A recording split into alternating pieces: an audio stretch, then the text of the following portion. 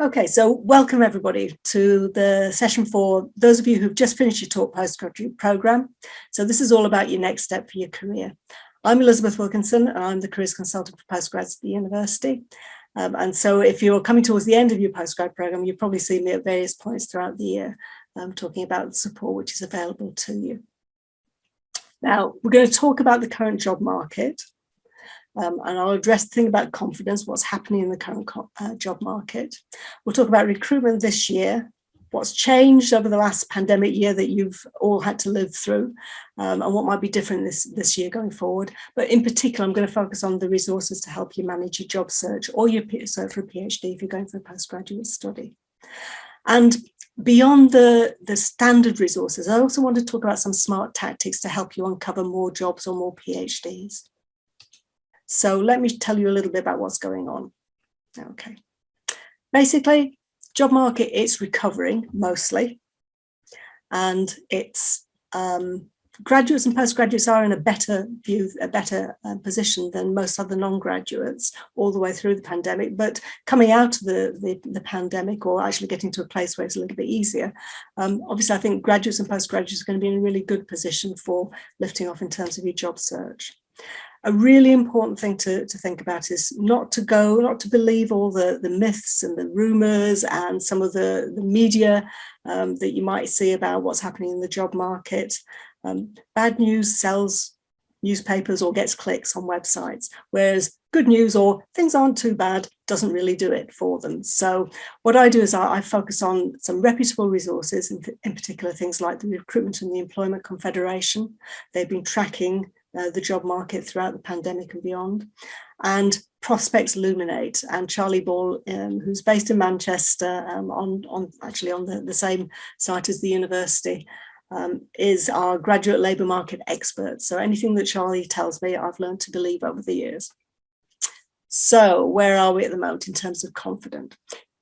There wasn't a great deal of confidence in the room when I asked before the start of this session, but how confident are employers? Well, this is what they're showing at the moment. So employer confidence has really, really improved. As you can see, this is back in February. It starts out at February 2019, which is pre-pandemic.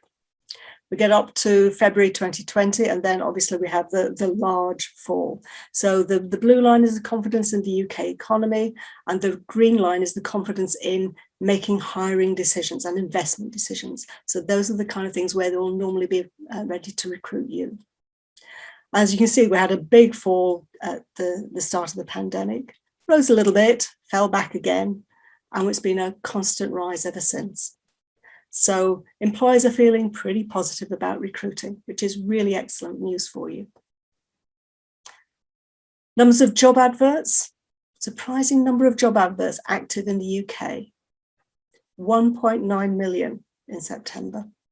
So you can see again, this is the start of the pandemic. So it was 1.6 million job adverts. This is for all types of jobs, not just for graduate jobs, obviously, but for all types of jobs. But it gives you an idea of the fall off of job adverts during the pandemic, the rise again, and then the fall when we had the other big wave come through.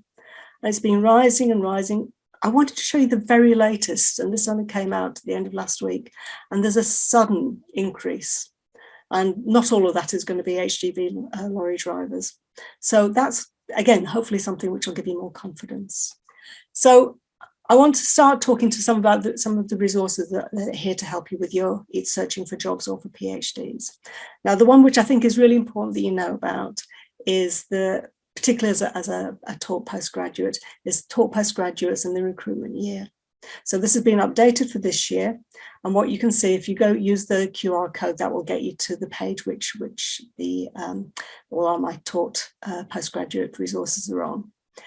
This will talk you through what happens in September 21, both what's happening in terms of recruitment, but also the careers activity which is supporting it. And so you can see the way that the recruitment year progresses.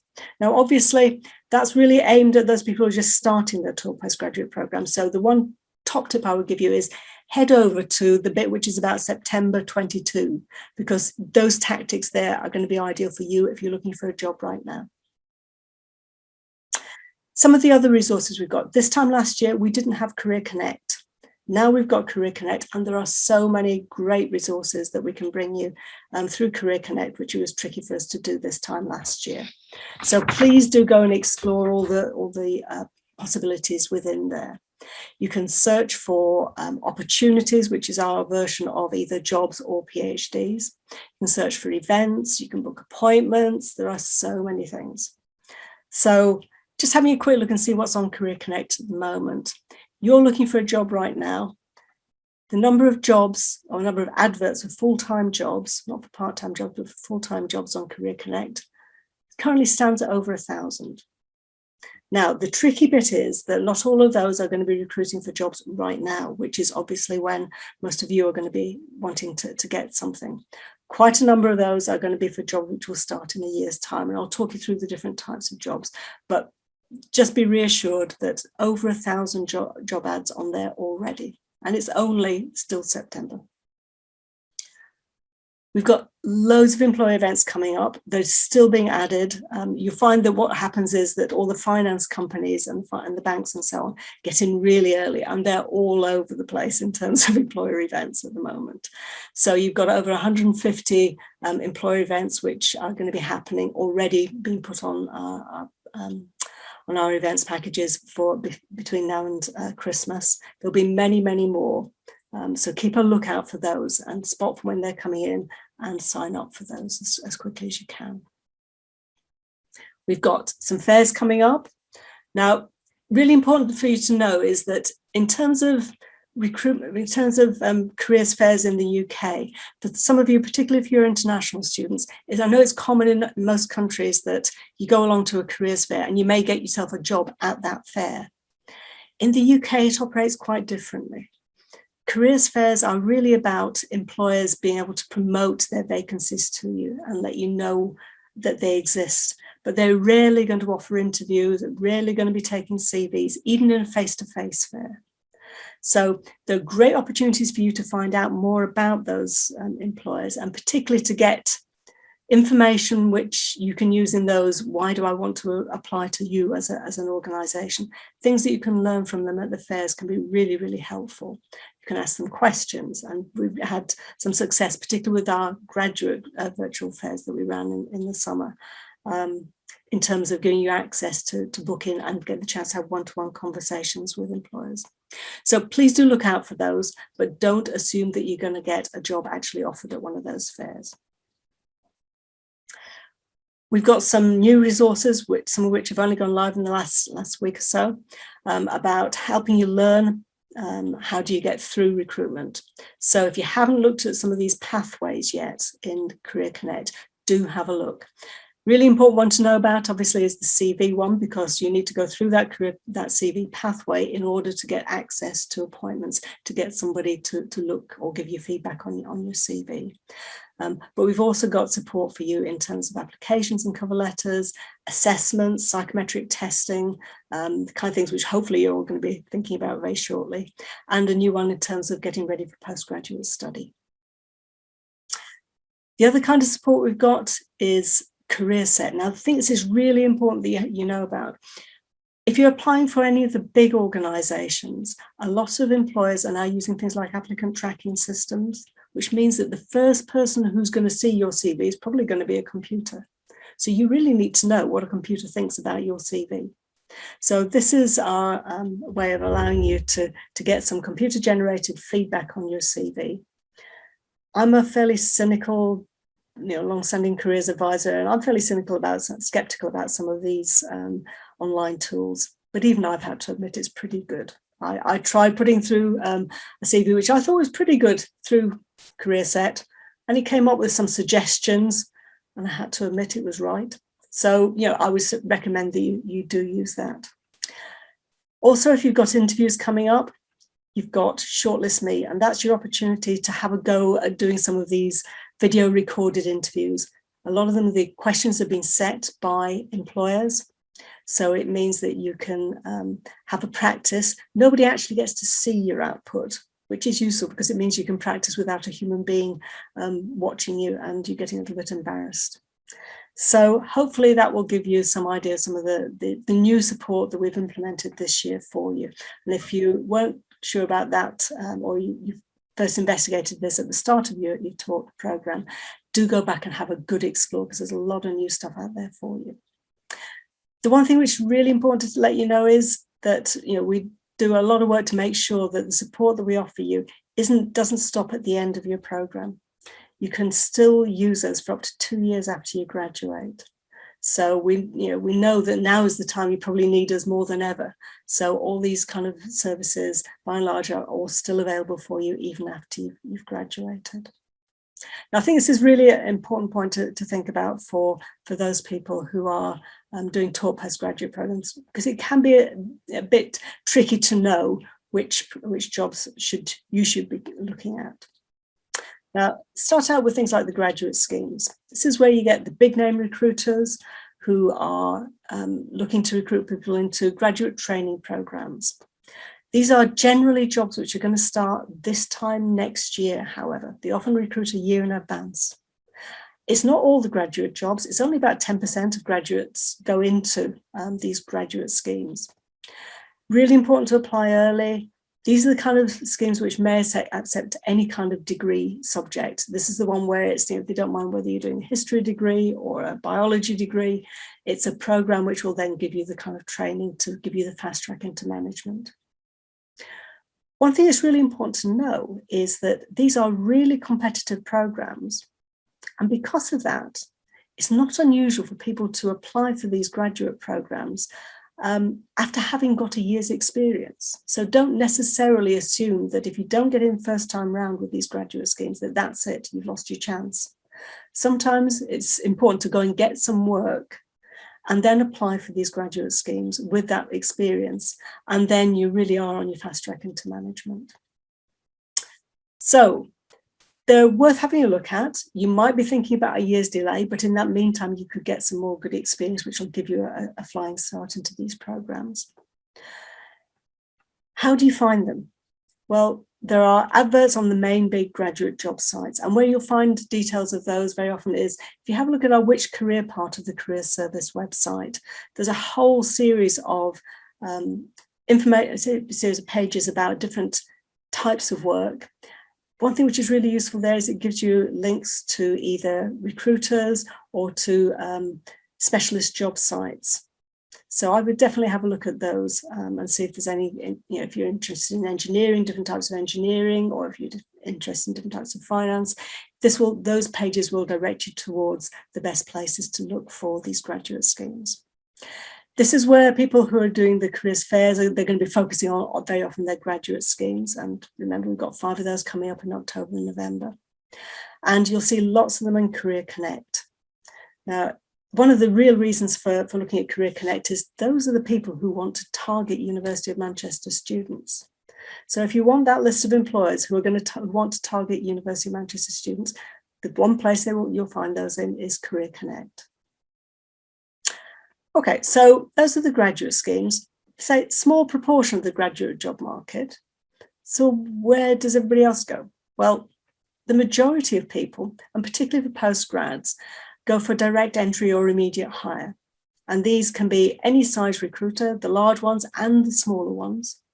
And people will advertise jobs and they'll expect you to start pretty much as soon as they manage to hire you. It's not the year in advance type roles. And I say this is where the majority of people go for their jobs, including most of the postgrads. Real important point to note about this, apply as soon as you spot these. What you find is that as soon as somebody advertises a job, they're very often starting to take applications, very often starting to do their interviews, and they may close them off well before any stated deadline. So it's almost more important to know about when they're posted than when the deadline is. Where can you find these types of jobs? Well, again, some of those specialist sites we mentioned on that Which Career part of the Career Service website. And you'd kind of want to look on general jobs boards and some of the specialist jobs boards. Now, one I've shown here is Reed. Reed is a generalist jobs board, but they've also got quite an interesting part of their website where they will talk about specialist recruitment agencies for different types of work. So that's where you might find not just the general agencies, but the ones which are relevant to your particular sector that you want to go in. There's also a really good website, prospects.ac.uk, and under their job profile section, they again have specialist jobs boards you'll find for the different types of work you might want to go for. And obviously we get targeted a lot by employers who are wanting to recruit straight away, knowing that they can recruit graduates through Career Connect. So keep an eye on those jobs which come through. Quite a lot of people say, well, I'm not ready for a graduate job yet. I really want to go for an internship. Now, in the UK, you need to be aware that those are mainly aimed at undergraduates all partway through their degree. There's an awful lot of demand from undergraduates and a lot of pent-up demand from undergraduates because the one area which was very badly hit in terms of recruitment last year were internships and placements. So there's a lot of our very recent undergrads who are looking for those. I would suggest that as masters, by and large masters postgraduates, you should be looking at direct entry. You don't need an internship now. What you need is to be able to demonstrate that you've got the ability to be able to go directly into a role and to deliver straight away.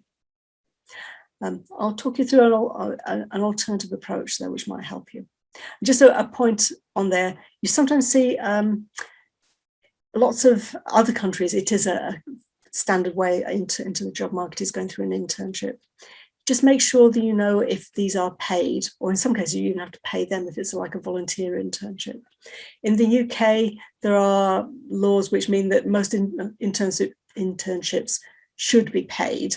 They're not all, but they should be paid. But that's not always the case elsewhere.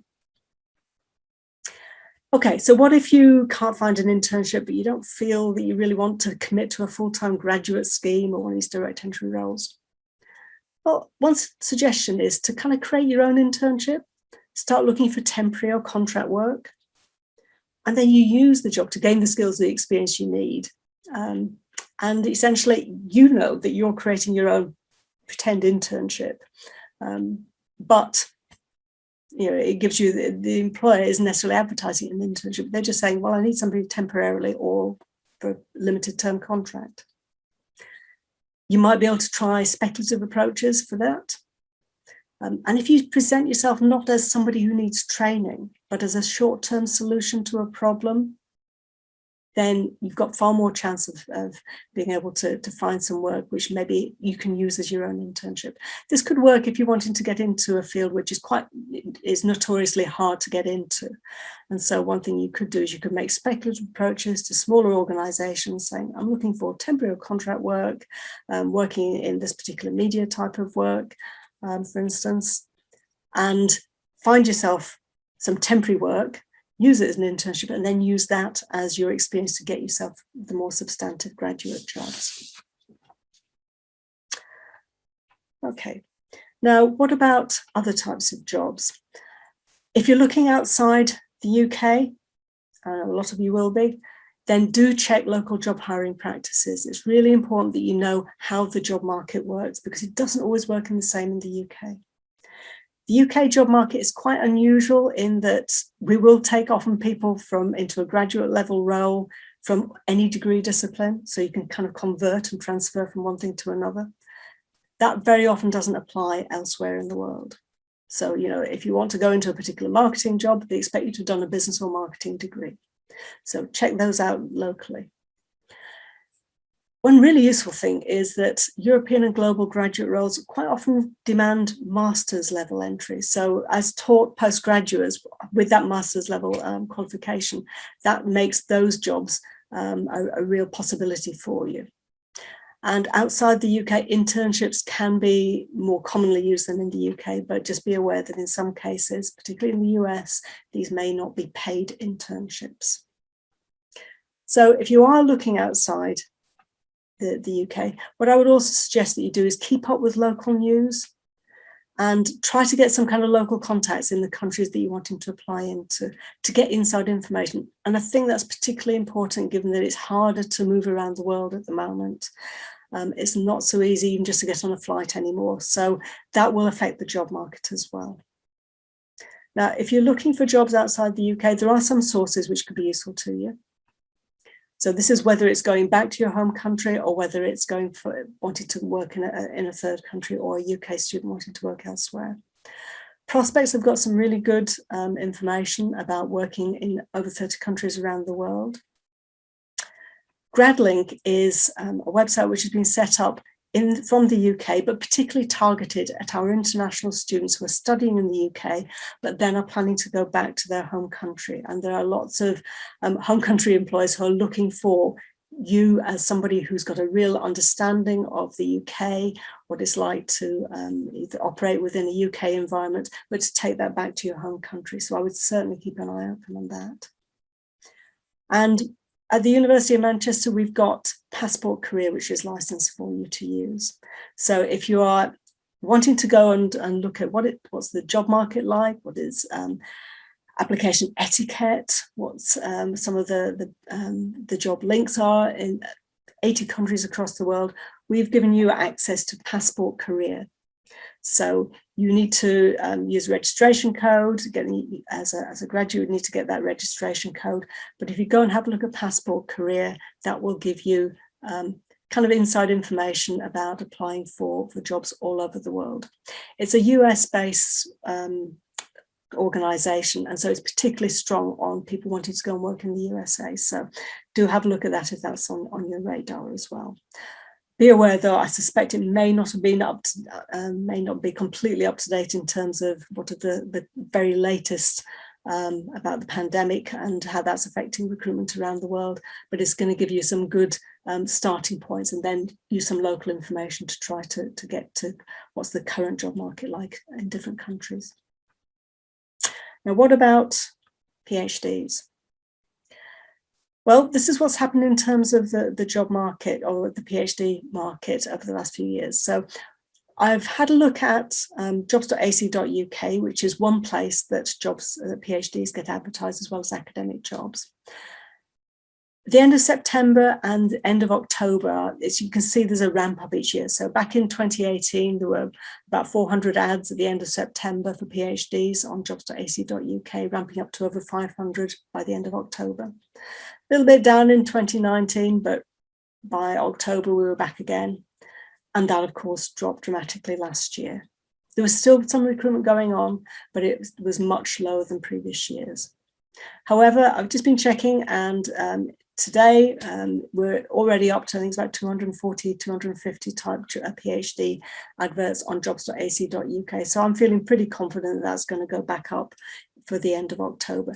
I think everything's a little bit of a slower ramp up than in previous years, but I think we're going to be looking pretty strong in terms of PhDs this year.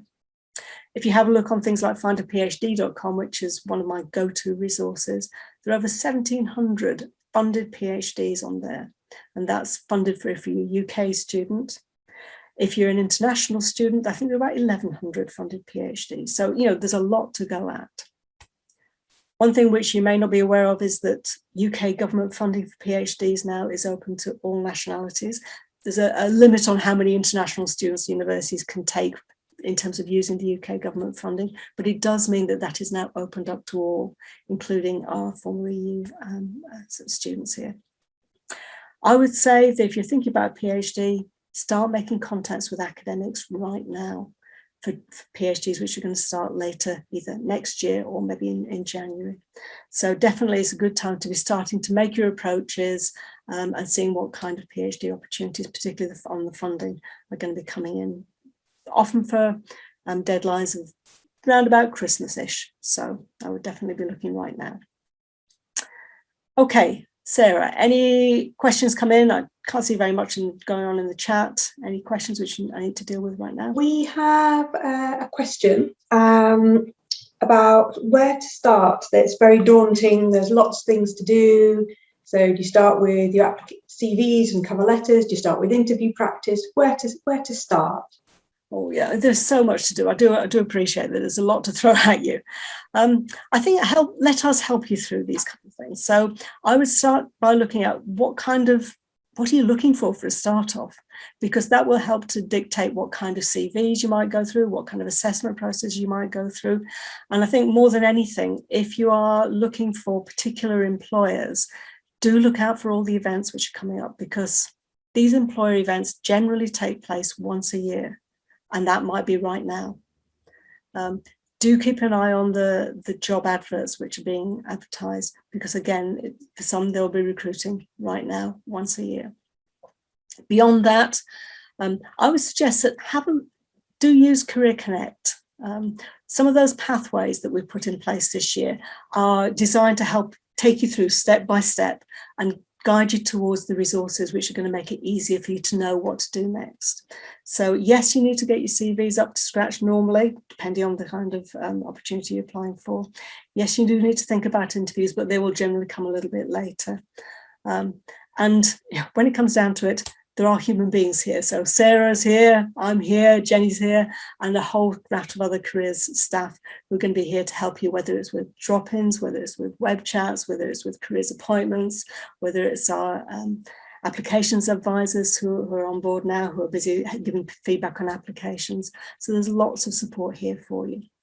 And the great thing is that even if you've finished your program and maybe you're back in your home country, if that's not in the UK, you can still access virtually all of this, because pretty well most things, I think, at least until Christmas, are going to be online. What we're finding is employers are very much staying online this semester. There are very, very few employers who are struggling, who are itching to get back onto campus quite yet. Okay. Right, well, let me talk about some of the ways that you can maybe uncover some of the non-standard ways of trying to uncover work. There are some smart tactics to uncover jobs. There are different ways that you can start to try to uncover jobs or PhDs, but mainly jobs this one is. There's the very passive end, and then there's being all the way up to being very proactive. Now, probably the most passive is, I'll throw my CV to an agency and wait for them to get me a job. Well, if you've got lots of really valuable experience and you're in short supply, maybe. But generally, at the early stages in your career, agencies can be useful, but I wouldn't rely on them. They don't go out and look for a job for you. What they do is they're given assignments by employers to try and find somebody with the right experience. And if you happen to match that experience, that's fine. They'll pass through your CV. But they're not going out to think, right, I've got Jane's CV here. What am I going to find for her? That's not the way they operate. Another fairly passive way of doing it is to have an online profile. Good idea to have an online profile, have a LinkedIn profile, but just having it out there on its own probably isn't going to do too much for you, although it does allow you to maybe put your LinkedIn profile on your CV and your applications, which is a good way of being able to make sure that an employer will always be able to get to the most up-to-date information about you. Starting to get a bit more active, using some of the resources we've talked about things like online search. Personally, I would go for some of the specific jobs boards, use some of the specific specialist jobs search tools, rather than just typing your jobs in marketing into Google or some of the massive kind of search engines like Indeed. I think you can probably get far better results by targeting, and that's why I was showing you some of the resources we've got before. But if you really want to uncover the hidden jobs, the ones which maybe are never going to be advertised, that's when you need to get proactive and engaging with employers. So that's why talking to employers, maybe making speculative approaches, engaging with them through LinkedIn, those can really start to uncover jobs which the employer then never has to advertise. And that's also the case if you tell other people that you're looking for something, because again, a chance conversation with somebody can uncover jobs which again never get advertised. So let me talk you through 3 things to do. Now I'm going to use the being curious, being connected, and being courageous, which we know are the 3 key ways, key actions that some of our most successful and proactive graduates in getting into kind of aspirational jobs in the graduate job market. These are the 3 tactics that they use. So let's start out by being curious. As soon as you've got an advert, you've got competition. You want to try and get to the jobs where there isn't an advert. So you want to find the employers that you've never heard of because nobody else has ever heard of them. So how do you find these employers? How do you get the list of employers in this sector, which aren't the big graduate names? Well, have a look under Career Connect. There's an organisation section in there, and there's over 2,400 organisations who are on that list there. 2,400, that's plenty to go up for a start point. Another really smart one to look at is, what about the professional associations for the types of work you want to go for? So that might be things like the Royal Society of Chemistry, if you're a chemist, or the Chartered Institute of Marketing. Could you be a member, or could you look at their website and see if they've got any members directories? You often find really good lists of potential employers or people who are members of that association. Where do they work? It gives you an idea about the kinds of employers for that type of profession. Trade associations is one of the professional associations are for people like you and me who join these professional associations. Trade associations are for the employers. And so you will find employers, say in the energy sector, will have a number of different trade associations associated with the energy sector. And this is my one big trick, is that when somebody wants a list of employers in a particular sector, I go to the trade association. Very often they will have a list all laid out for you. Other places to look, business and science parks can often be very good for getting those kind of small, special, up and coming type organisations. Those are other places to look for employers that you maybe aren't on everybody else's radar, but you can find doing some quite specialist stuff associated with your top programme. Once you've found your list of employers, what are you going to do with them? Well, what you can do is find out where they advertise. Contact them, ask them where they advertise, contact their HR department and say, when you've got opportunities coming through, which are the places that you would normally advertise them? Could you upload a CV to their website? In some cases, they're open to people just sending them information about, hey, I'm here, just when you have a vacancy.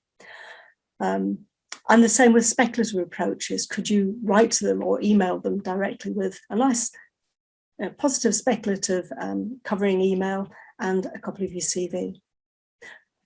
Real example, I used to be a recruiter in industry, in the polymer science industry, and some of the people we wanted to recruit were really hard to find.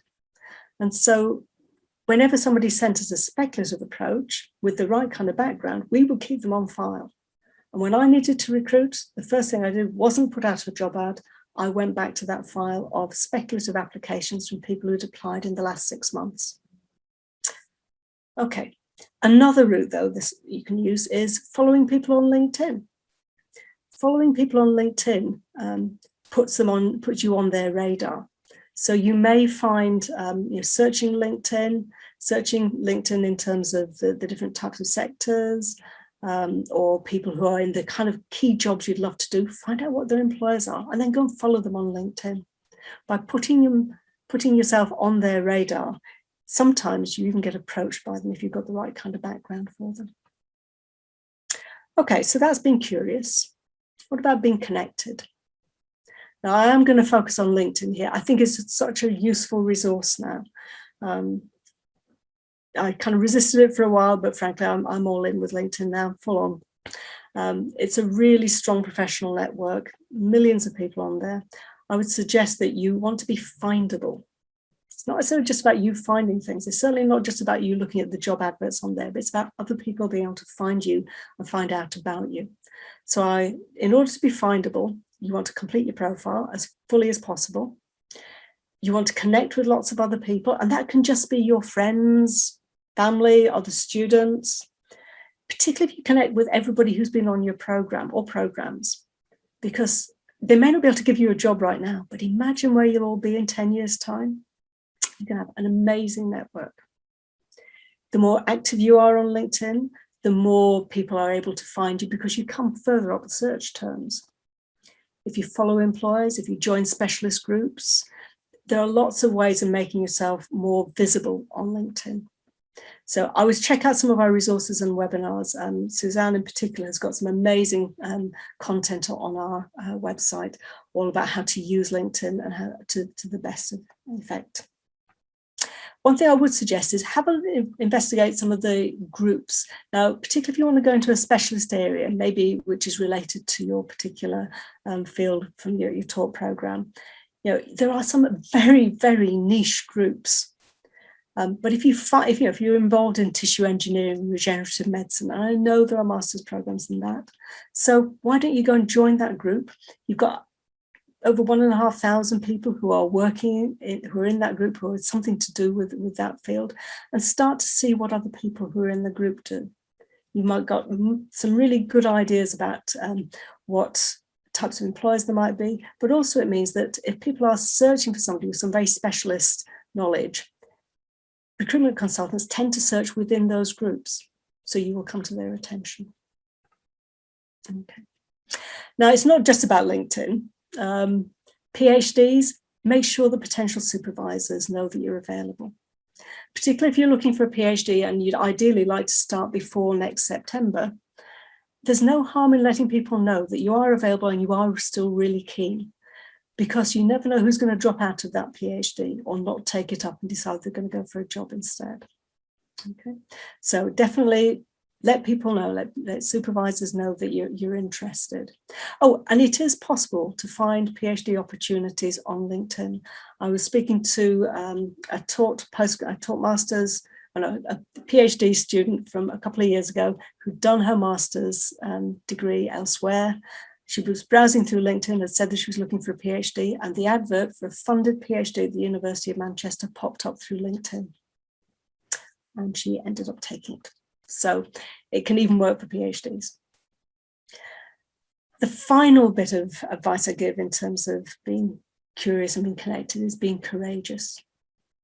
You really enhance your chances of finding those hidden job opportunities if you dare to tell other people what you're looking for. And that's telling people on social media, through LinkedIn, as we've been talking about, coming along to our alumni and employer events.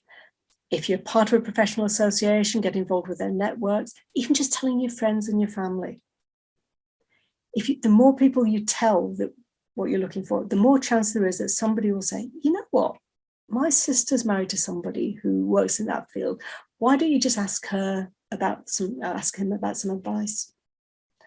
And this is where the using your connections comes in.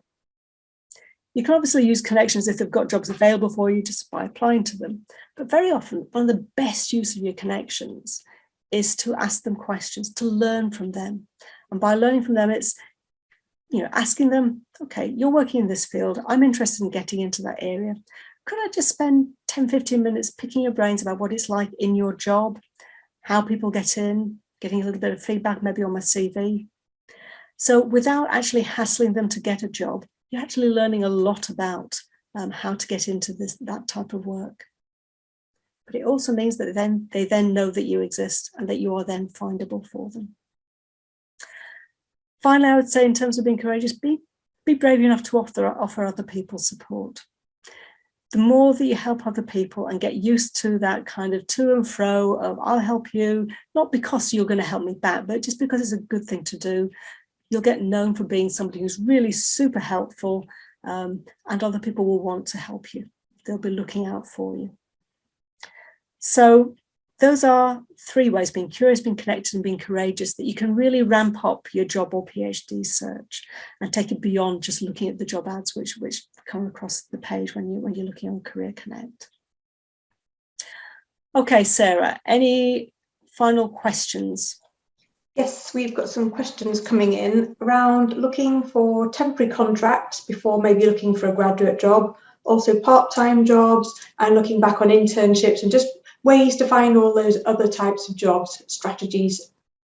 Okay, looking for temporary jobs, very often, you may find temporary jobs which are going through agencies. That's one way to look for temporary opportunities.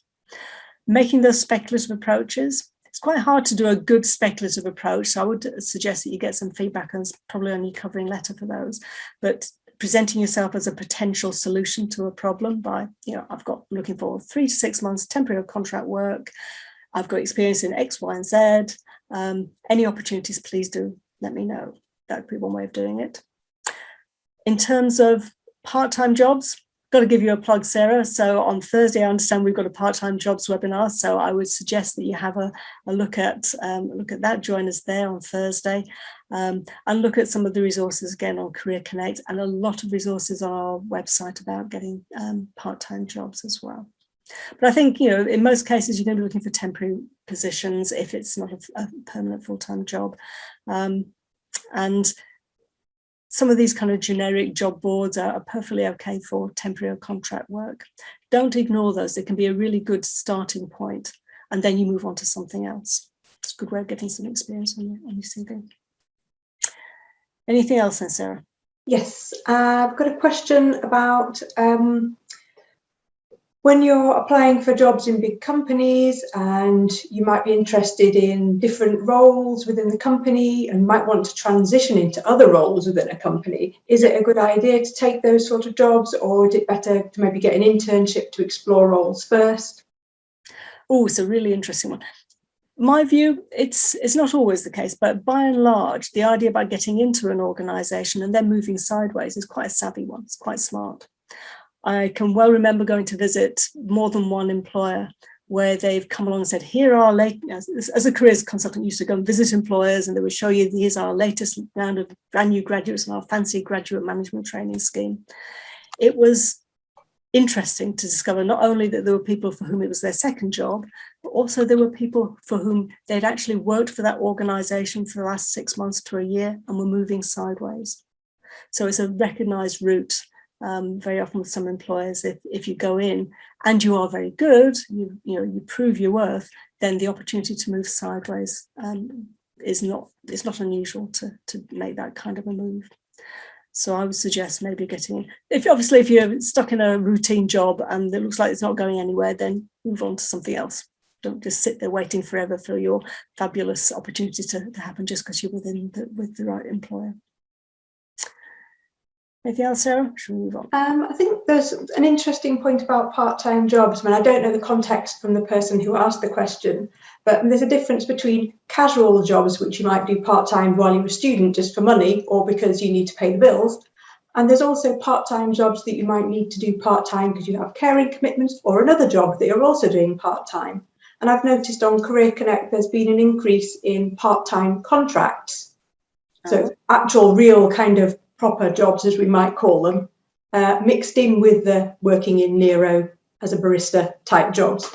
So don't ignore Career Connect for that. But I think it's also worth looking at employers who are interested in job share roles and thinking about sort of those roles that maybe aren't the 35 to 40 hours a week type roles. See if there are roles advertised on companies' websites that might be job share or flexible in nature or just below the standard sort of contracted time, but obviously it depends on your motivation.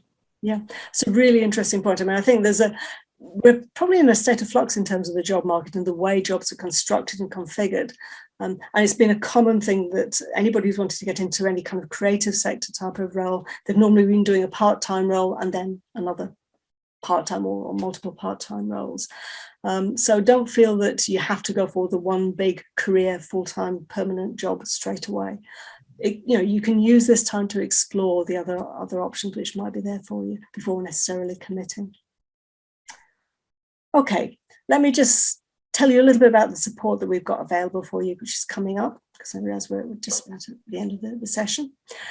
We've got a load more workshops which are going to be coming up over the next few weeks. So we're going to be looking at CVs and applications, interviews and assessment. There's even a section on becoming an academic for those of you who are looking at PhD and beyond.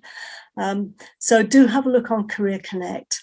But I've also got links to all of those particular postgraduate talks which are coming up on the postgraduate part of the Career Service website. We also have some fabulous resources for our graduates. Jenny and Sammy have really put together an amazing set of resources, which covers both YouTube, our blog, the website, some really great sessions which are coming up as well. So obviously, if you're just coming towards the end of your program, not only are you a postgraduate, but you're also a graduate, and a lot of people who access our graduate resources are also postgraduates. In particular, I taught postgraduates. So please do have a look at those. There's some amazing stuff which we've got to share with you there. There are lots of ways you can interact with us. Just because you may be going somewhere else doesn't mean to say you have to lose touch with us. In particular, we've got web chats, which are on, from our website. We've got, by the way, if you ever go onto web chat, it isn't a web bot who answers you. It's somebody like Sarah or me. I've ended up doing even careers advice over web chat. There's queries on Career Connect, so that's your way of getting getting emails sent to us. Go through the queries part of Career Connect. We've got all our social media. We love you to interact with us. Doesn't everybody? You always love your own followers and your kind of likes and your shares and your questions. And then we've got regular drop-ins that we run where you don't have to have an appointment. You can just drop in, and that QR code there will take you to a link tree with all the ways that you can interact with us. Okay, Sarah, any final questions or comments? Let me just stop the share and see if there's anything else which we need to cover. Nothing in the comments at the moment. Excellent. Okay, well, if there's nothing more that we've got to cover here, thank you ever so much for taking part. We will be putting the recording online, hopefully, so that you'll be able to access this later. And I really look forward to seeing a whole load of you at some of the future programs we've got coming up. And please don't lose touch with us. I know I'm going to give you one final thing. If you're coming towards the end of your Taught Postgraduate program, I know that Jenny would be delighted for me to suggest that you keep a lookout not immediately, but shortly coming up with our What Next surveys and also our Graduate Outcomes survey, which is how we find out what happened next to you.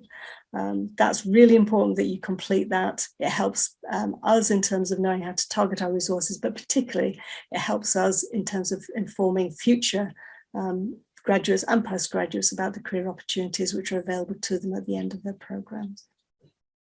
Okay, thank you very much for joining us, and I'll just stop the recording now.